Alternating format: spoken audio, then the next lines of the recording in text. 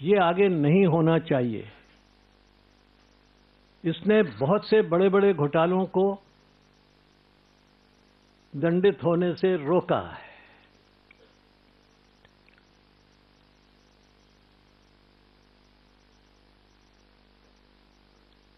अभी जो मामला सुप्रीम कोर्ट के सामने है, उसमें एक और गंभीर बात ये सामने आई है कि सुप्रीम कोर्ट ने ये कहा है कि देखिए 2008 में एक अर्जी डाली किसी व्यक्ति ने, सुब्रमण्यम स्वामी ने,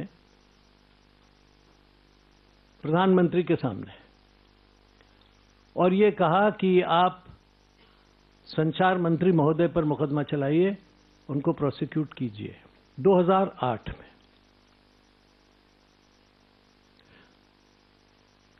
प्रधानमंत्री ने, जैसा कि सरकार ने एफिडेविट में कहा है, पहले तो सरकार आधी अधूरी बातें करती रही, कभी कुछ कभी कुछ।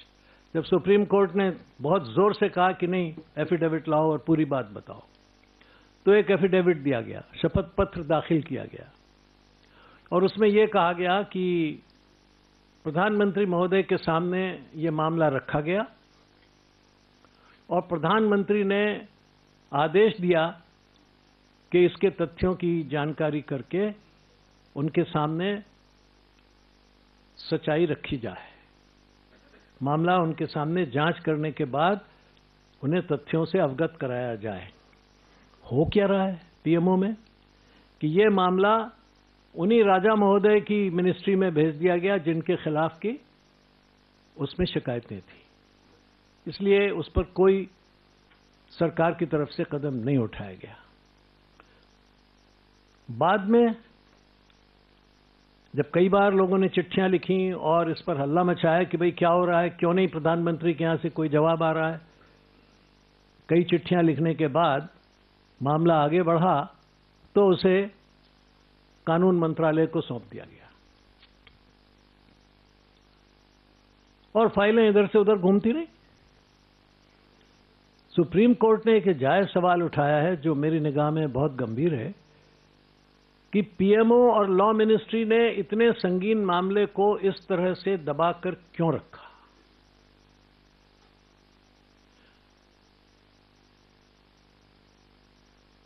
पीएमओ की कार्यप्रणाली पर यह एक बहुत गंभीर टिप्पणी है और कानून मंत्रालय के ऊपर भी उसकी कार्यप्रणाली पर ही नहीं बल्कि अगर सच पूछा जाए तो उनकी लापरवाही से आगे बढ़कर सवाल ये उठता है, शक ये पैदा होता है कि ये क्या मामला लापरवाही की वजह से हुआ या इसमें कॉम्प्लिसिटी की वजह से हुआ। इसकी जांच होनी चाहिए। और अब जबकि सुप्रीम कोर्ट ने ये बात कही है कि पीएमओ की लापरवाही है, इसमें कानून मंत्रालय की लापरवाही है इसमें, तो इससे ये मालूम हो रहा है कि ये सारा का सारा प्रबंध तंत्र इस घोटाले में शामिल तो नहीं था कहीं कि शिकायत आए तो उसे दबा दो, पहले मंत्रालय को भेज दो, फिर विधि मंत्रालय को भेज दो और उसके बाद प्रधानमंत्री को बताओ मत। अब हम ये जानना चाहते हैं कि प्रधानमंत्री अपने कार्यालय और अपनी सरकार की साख बचाने के लिए क्या एक्शन लेंगे उन कर्मचारियों पर और मंत्रालय के उन लोगों पर जिन्होंने इस मामले को इतने दिनों तक दबा के रखा। क्या उन अधिकारियों को जिन्होंने ये मामला सौंपा था कि जांच करके उनके सामने लाएं,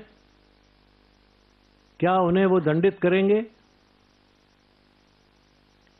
विधि मंत्रालय में वो कौन अफसर थे या सॉलिसिटर जनरल के दफ्तर में कौन व्यक्ति थे जिन्होंने इतने संगीन मामले पर प्रधानमंत्री का ध्यान आकृष्ट नहीं किया?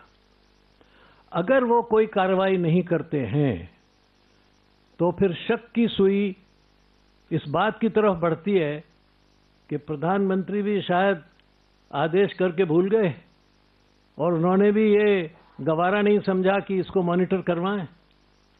कि भाई इतना संगीन मामला मेरे सामने आया था, उसमें हुआ क्या।